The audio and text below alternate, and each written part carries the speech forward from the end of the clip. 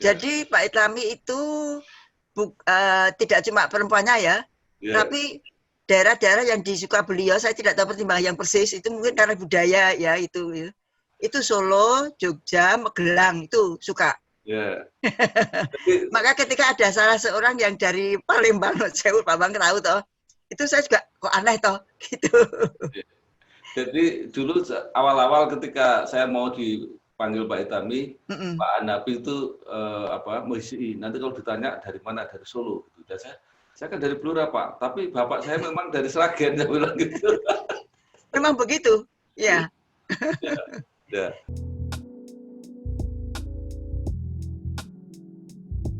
Guru luar biasa itu saya itu. Jadi setiap kali kan tiap hari itu dipanggil beberapa orang. Waktu itu saya sukanya itu seringnya dengan Pak Hanafi. Kemudian ya saya Pak Hanafi, terus satu lagi siapa gitu gonta ganti.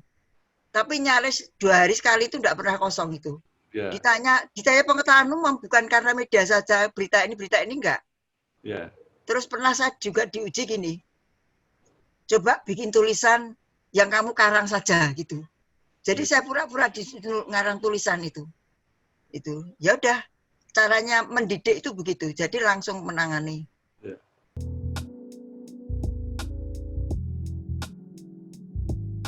Saya itu sampai nggak pernah panggilan Pak itu karena di situ ruangnya tidak besar, ya orangnya ya itu.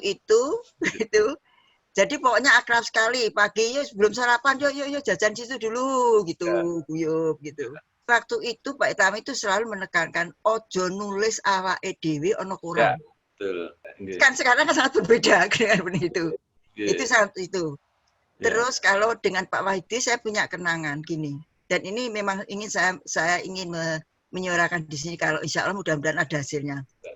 Pak Wahyudi itu mengendika begini, Jeng, iki openono, gitu. Oh bukan, waktu itu bukan bukan Pak itu maaf Pak Bambang, saya lupa. Pak Motar waktu itu. Ya, kalau Pak Wahyudi ya saya saya kira kenangan khusus itu. Suka ngajak ke rumahnya makan-makan gitu. Terus kebetulan saya tidak pernah berbuat salah dengan beliau ya. Tapi kalau marahi orang ya, tapi setelah marah ya sudah gitu.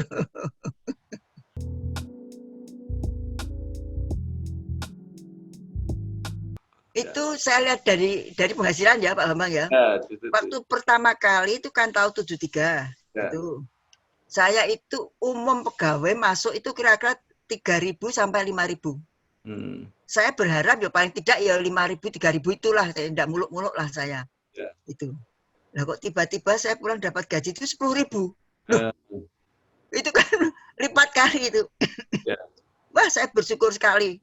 Itu ya Allah, kok ada segini, ya udah. Itu tak terlupakan itu pada waktu itu kebetulan ibu saya dari Solo pas ninjau ke kontrakan saya di sebuah dapur di PJKA itu. Terus saya ajak nyate itu, ya itu hasilnya. Itu untuk perbandingan. Bagaimana masyarakat umum sekitar 35.000, saya dapat 10.000. Itu.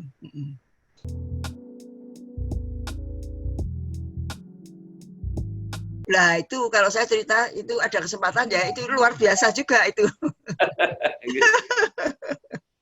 Saya itu dari Solo, Jagong di Solo, ketemu saudara. Yung, kalau panggil saya kan Yung. Yung nggak kaji, Yung ngulon gitu. Yung ngulon yang biaya toh Mas itu. Saya bilang gitu di Hotel Dana waktu itu. Itu. Nah terus itu hari Minggu. Selasa itu saya ditelepon Bu Budi. Mbak Hum dari orang kepingin buah kaji gitu. Itu Bu Budi putranya Pak Itlami itu. Lu katanya sekarang harus nunggu.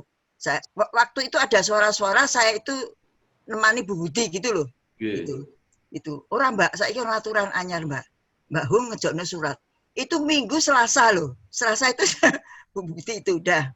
Langsung saya buat surat diterima oleh Pak Amir yang mengajukan yang ngurusi soal itu haji itu. Nah, saya ingat saudara saya di Solo, dia itu bilang, Yung mengko fasilitas biasa nebeng depak iso melu plus gitu. Oh yo. Nah, saya kan waktu itu kan pengurus PKK. Kenal dengan ibu-ibu pejabat di waktu itu Bu Sarkowi Suyuti Mas Sewu. Rektor Yayan. Ya itu, saya kan kenal baik beliau, istrinya. Beliau waktu itu sudah jadi dirjen.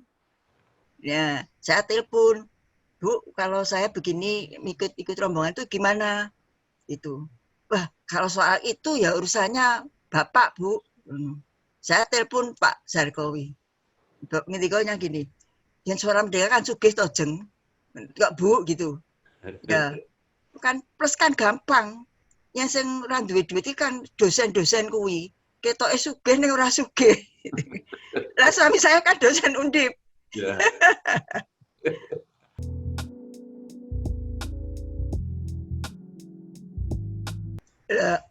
Ya karena saya merasa saya itu senang baca Pak Bambang. Itu. Jadi juga tuntutan. Jadi saya setiap kali dulu itu memang saya suka perpustakaan kan banyak. Tapi setelah saya pernah tugas, saya memanfaatkan kalau ada pameran buku itu. Ada pameran buku itu terus kan biasanya kan masih banyak yang bisa dimanfaatkan, harganya miring. Ya, kecuali kalau seperti tadi malam kebetulan saya dari toko buku itu. Ya itu saya lestarikan sampai sekarang saya membaca itu harus itu.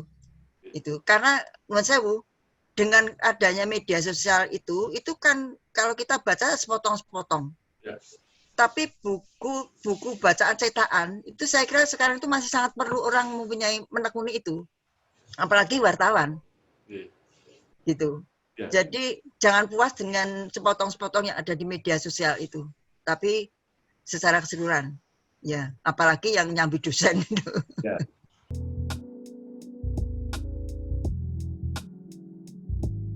Pak Warno itu kesederhanaan Pak Bambang. Dari kalau soal berita nulis itu saya nggak masalah ya, artinya itu memang ya tulisan itu harus seperti itu patokan dari sekolah itu kan bisa. Yeah. Tapi beliau itu kan menanamkan kesederhanaan, juga kekeluargaan. Yeah. Tidak pernah marah beliau itu saya lihat. Luar biasa itu. Ya, apalagi saya kan dengan Bu Warno juga dekat, gitu. Gitu. Jadi ini yang tadi saya ingin singgung, itu keluarga wartawan itu rupanya perkenalan dengan istri itu juga sangat membesarkan hati si wartawan itu dan sangat mendukung juga itu. Ya. Jadi Pak Warno itu kalau malam ke kantor malah biasanya sama Bu Warno itu berdua itu. Oh ya, Dan juga, Pak Mulyono itu juga begitu dulu. Ya. Ya, itu. Saya kan ngikuti Pak Mulyono itu, buntuti Pak Mulyono sebagai desera itu. Kekeluargaan itu saya kira itu sangat menguatkan, menutupi kekurangan yang ada itu. Makanya kalau ada kesempatan tuh Bu yo, istri-istri wartawan itu juga ada satu perkumpulan, ada keluarga wartawan itu kan sangat membantu itu. Kalau Pak Wahyu itu ya itu tadi saya ingat pokoknya kalau nesu, kalau marah ya der sudah gitu. Yeah. Gitu. Ya. Tapi karena saya tidak pernah merasa diarahkan seperti itu, jadi saya tidak. Ya, ya, saya kan selamanya ngikuti Pak Tresna itu. Yeah. Jadi pekerjaannya itu beliau itu rajin, tekun, sederhana, udah tidak pernah marah.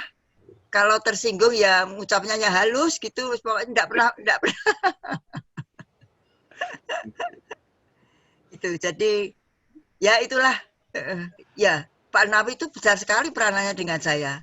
Saya itu waktu masuk, itu kan wartawan perempuan tidak ada. Nah Pak Napi kan suka meliput kegiatan perempuan. Nah saya itu kan selalu diajak, dikenalkan juga, gitu. Dan ini memang ya otomatis lah gitulah. Saya goncengan, selalu kemana-mana kan waktu itu kan belum punya sepeda motor. Sampai saya dikira istrinya Pak Napi, pernah itu. Itu jadi keakraban seperti itu sangat sangat terjaga gitu lah, keakraban seperti itu.